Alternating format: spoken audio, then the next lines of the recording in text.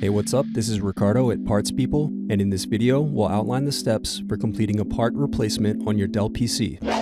Visit our website and use this coupon for a 5% off discount.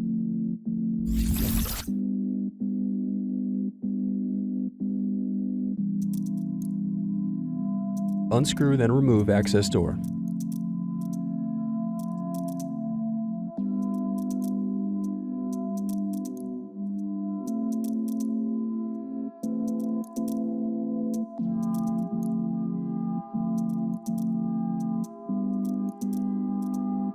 Thanks for watching. Don't forget to like and subscribe if you enjoyed this video.